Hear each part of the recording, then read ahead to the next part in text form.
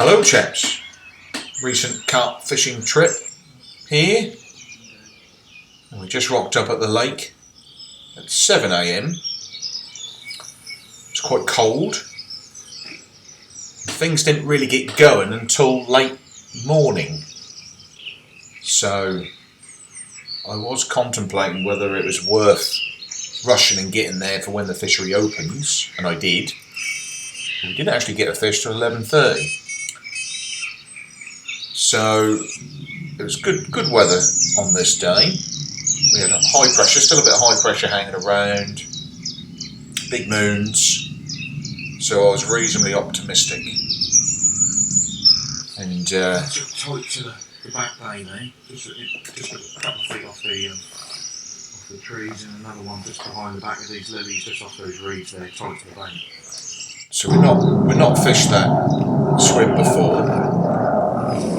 And so I did do a little bit of reading up, and apparently winter time, when the lilies die off, a lot of carp hang out in that back bay there, so we just focused on that swim and we just gave it a bit of bait, angling the boilies high, trying to get the distance, see if it would do it, and it was just about doing it. So we left the bait boat at home, a little bit lighter that way, not so much stuff to carry.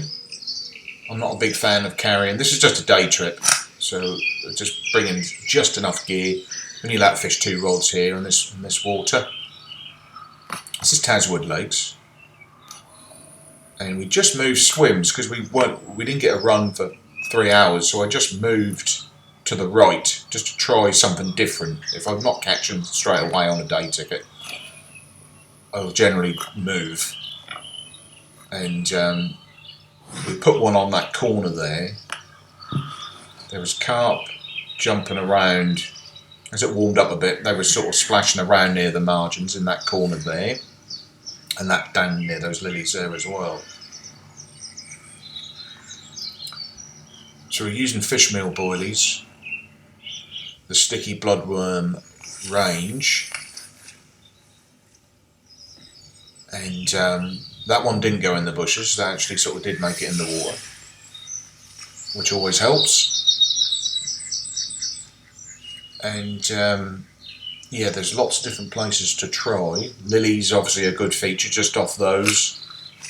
I put a little bit of bait out. I believe in not putting too much, because I think generally these sort of waters get a lot of food in there anyway, so generally it's just a hook bait or maybe just a fur around it. Sometimes try the PVA like string. Just pull it tight. But unfortunately it's done that bit there, but it doesn't make any difference. Just squeeze, push it down a little bit, and that's it. So it's a 2-ounce bolt rig, anti-tangle tube and above, and that works quite well for me. Straightforward, easy to use, quick to rig up. And ideally you've got to be really, really tight to the margin, about a foot off. Sometimes it's not always easy to do that, and I just if I'm not happy with it, I just recast it again.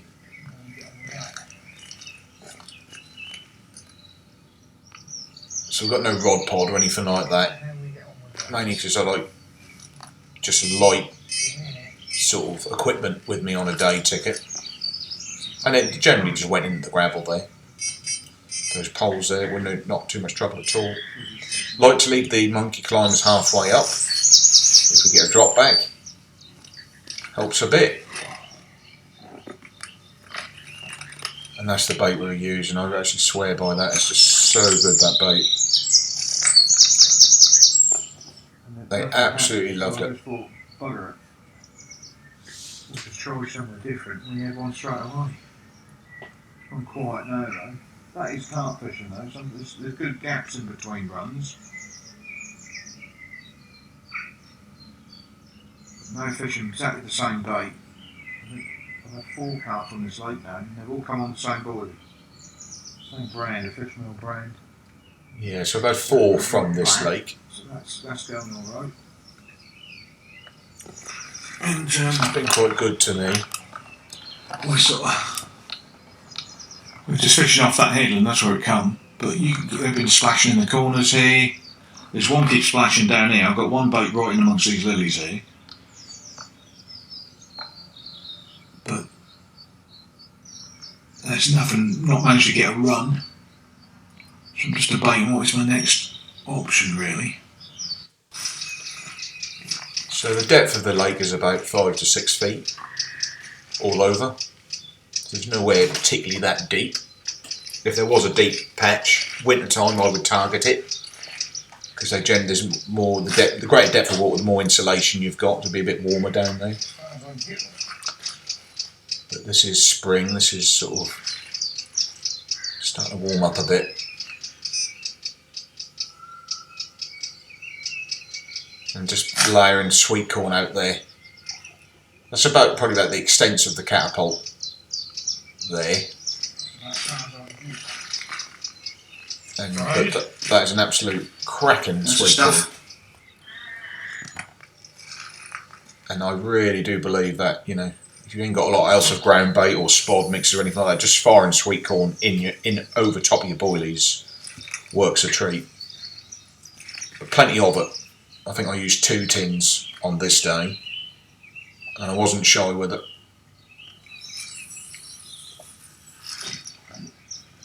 And that's generally where you sort of got to get as close as you can. There is, I can't emphasise enough that it's wise to check your rigs quite regularly. I know see a lot of people just cast it out and they leave it for hour and hour on end. But if that's tangled in any way, or if it's around some twigs and it's not presented that well, I think that's a kiss of death. So I personally like to sort of check on it. If I hadn't had a run quite quickly, I'd sort of, sometimes you can wind it back in and there is twigs on it, and you know, so don't be shy to cast it out regular and rebait regular. Trying different spots, always trying something, always searching.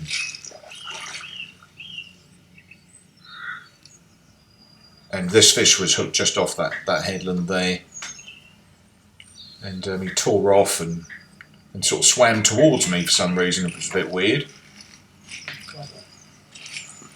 But I'm using 15-pound line here. You could probably get away with 12 in there, I would say. Still be okay. So you had plenty of power in the line. The rod, I think that rod was about 2.5 pound test curve. I think the other one's about 3. But 2.5 is plenty, really. At this stage anyway, I mean, in a few months' time the lilies will be huge, and if you've got a reasonable carp goes in the lilies, then I would say you need your 15-pound line and probably a 3-pound test curve rod. But right now, as the lilies aren't really that evident, there's not a lot of snags there, or, you know, it's been purposely dug for carp, then, you know, there's not too much which can go wrong. But the lilies would undo you if in the summer, if a good carp goes in there, because if it tangles up, he's got something rigid to shake his hook on, and there's barbless hooks in there.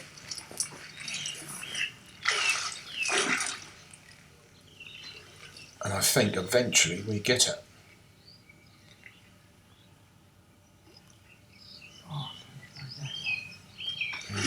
Just taking my time, really. The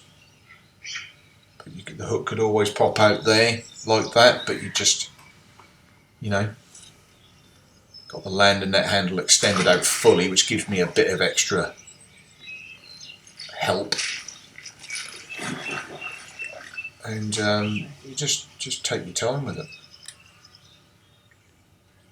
If somebody else was there, I would recommend winding the other rod in, getting the line out of the way. That can cause complications and assist the fish with getting unhooked. But when you're fishing on your own, you just manage. And he's in. So these are, I think, size 6 hooks or 4s, quite big, on a short braided line to a swivel. I think they may even be the Cordia ones. I do recommend them. They're quite expensive, but they are sort of nice to build your own, but if you're feeling lazy, I just buy them sometimes.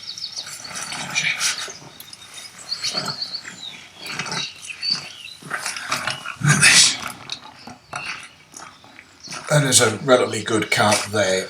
Look at that. I would say getting on for £20. That's about £20. Look at that. And there's the fish meal boiling. That's a nice fish.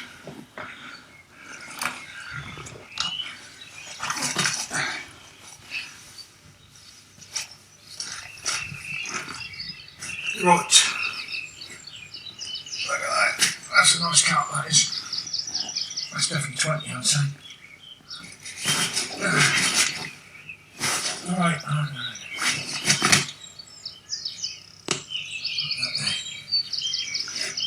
Yeah, when lifting the fish, just make sure that you're on the ground, so you don't lift them too high so they can't go too far.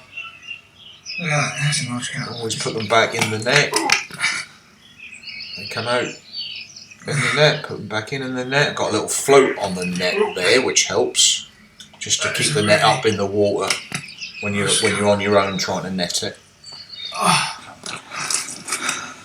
And always put the rod out of the way to the side, so I don't tread on it, or somebody else who's watching doesn't go and snap your rod, which can happen. There's all things which can sort of go wrong. I always like to net my own fish. If someone asks if I can net it for you, I always say nah, don't worry, because if it does get off, you only got yourself to blame, so to speak. So we just moved to another spot, a narrow channel, where for me a lot more fish are going to be moving up and down. I did pre-bait this swim when I first got down there, a load of sweetcorn and boilies, and moved in there I think around about 2 o'clock. So it had plenty of soak to bring some fish into the area. It went a bit quiet up that end. So again, just trying different things. Water's nicely coloured there. So you can just see that line is just not tight, it's just...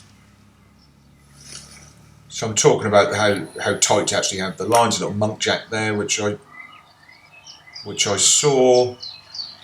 And he's got no predators, so he can have the time of his life. But yeah, just the thing about the line, I always like to have a little bit of slack in the line, because that rig tube, and I want that to be flat on the bottom and not to spook the fish, so to speak. Got 1 or 2 line bites on this trip, as to be expected. There's a lot of carp in there. So the rod tip has been dunked down into the bottom there to keep it out of the way, to help a little bit as the fish is coming in. So obviously the hot spots in this particular swim is the far bank, tight to the margin, and then either to the left, just off those reeds, and to the right, just the reeds, and then to the left there's a group of lilies there. So it's covering both sides. So 1 rod fishing tight to the bank where I am, and then 1 rod. But most fish came from the furthest bank. So this is a reel I think I brought it from Glasgow, England. It's a Cordex Pulse Runner, and it was on offer. It was only about 40 quid. It's got a bait runner. It's not a top end reel at all, but I tell you what, it does the job. And Cordex do some brilliant end tackle bits and pieces, and they're not like extremely pricey.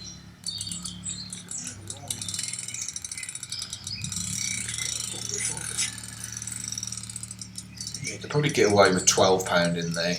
Even some of the bigger fish be fine.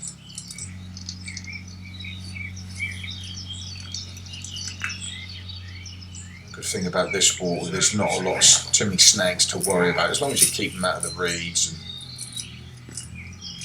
But it'd be a different ball game with the lilies in the summer, that's for sure, because carp love to dash in there.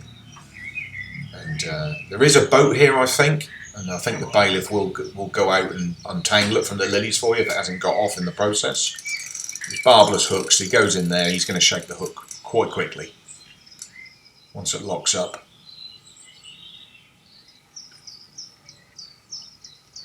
So I think it's £15 to fish in here, which is quite expensive. 7 till 7, but there's some good fish in there, Right, as you can see. It's a big carp, that is.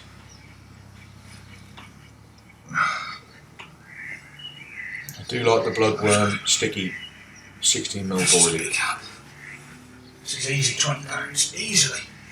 I was trying the main line cell and I couldn't get anything on it, but they were homing in on these fish meal boilies. Sure, each water is of preference. Look at that. Beautiful. Absolutely beautiful. Absolutely beautiful. He shat himself. I think I would as well. That's easily £20. Easily. Absolutely easy. So I don't like to leave the fish too long out of the water. I like to get the video, unhook them. Beautiful. And I like to get it back in the water as quickly as possible. I've been to some fisheries where they just have, for me, they have the fish out of the water way too long. Beautiful, And beautiful. that's just me.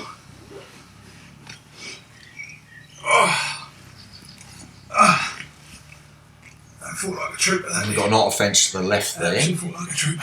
Do have a problem with otters in Norfolk, but there's not an issue here. If one was to get in, they would just get it removed. Beautiful. Right, he's gone away. Some nice I don't know how much that weighs. wildfowl in there as well. I really don't know. A few spots of rain on this day, but not too bad at all. Probably could have got away with not bringing the brolly, but you just never know, do we, in the UK?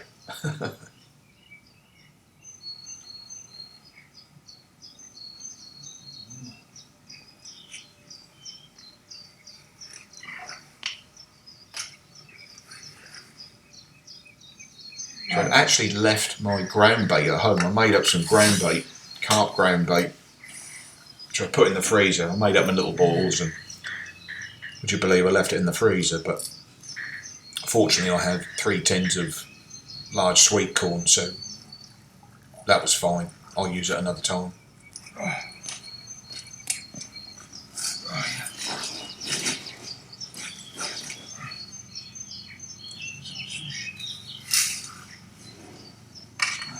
There we go.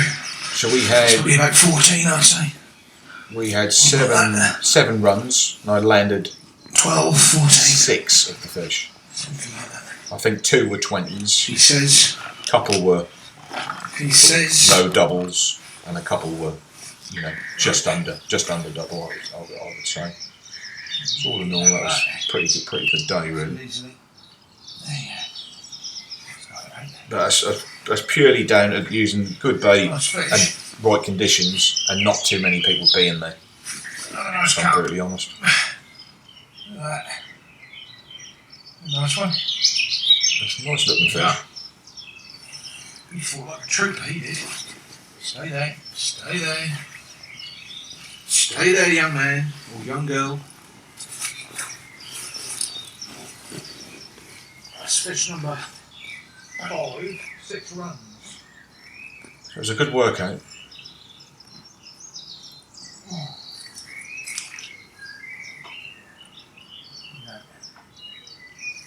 No way. Oh. She shattered. Yeah, it's nice sort of fishing, really. It's nice. It's very straightforward.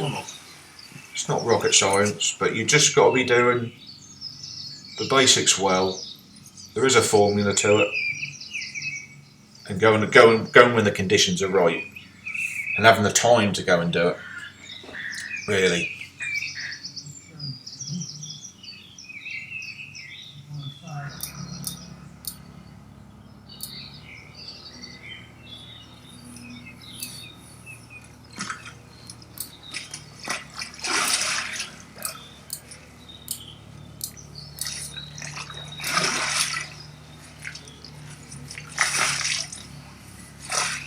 Runs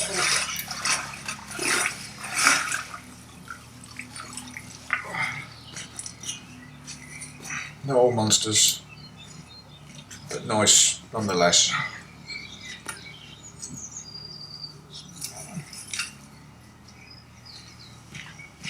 Not complaining.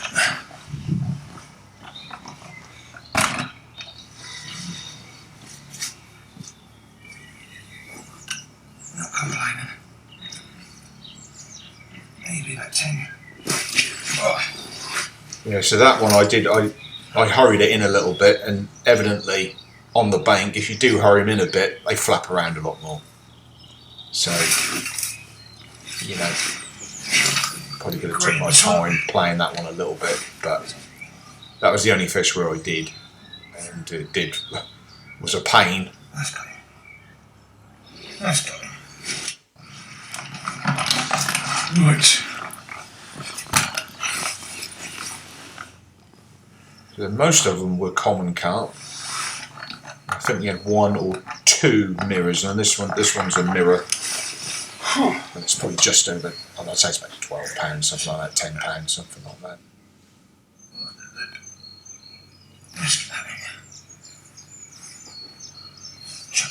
Very effective fruit, very straightforward. Quite as big as the other one. They just hook themselves, pretty much. Don't have to strike too hard. Just lift into them.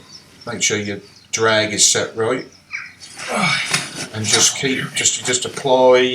Just keep the line tight. Basically, don't let the line go slack when he's on, and just coach him in. It's as simple as that. And I'll be brutally honest. I don't lose too many at all, really, even on barbless hooks.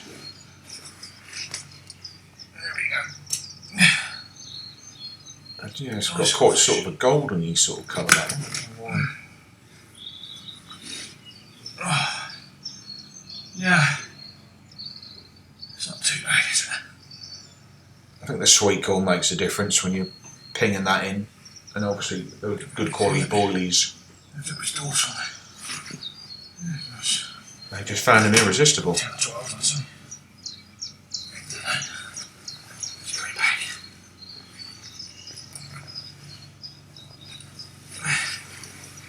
Yeah, so the formula for me is high pressure, coinciding with large moon phases, and the venue not being too busy, and using good bait, top quality bait, and then just doing the basics well. That would be my formula for it.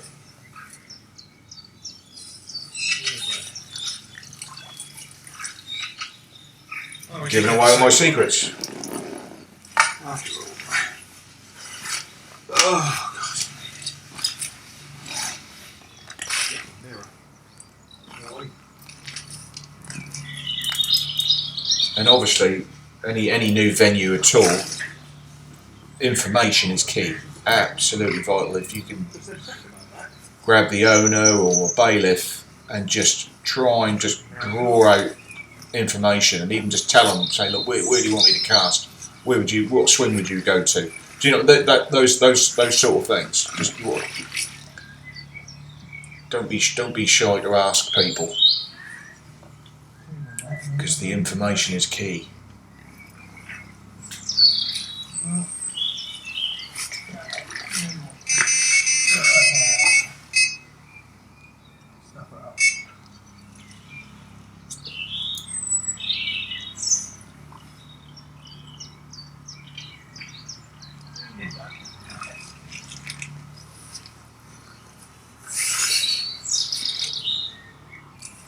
So we're going to try for a bass on the next video, I believe. Do a bit of sea fishing, see, because it's getting near the time for them. So that'll be the next video. So I hope you enjoyed watching. It was a fun day.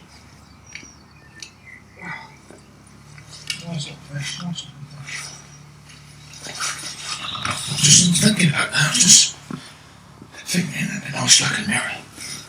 Yeah. Yeah, long and let's get him out. Let's get him out. Yes. So I hope you enjoyed the video, guys. And I'll see you later.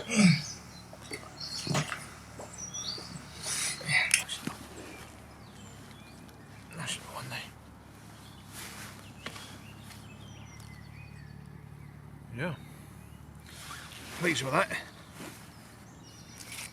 Nice little. Nice fish.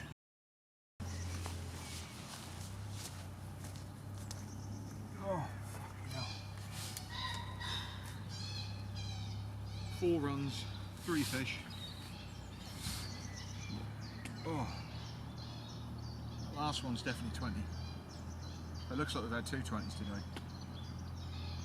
Unbelievable.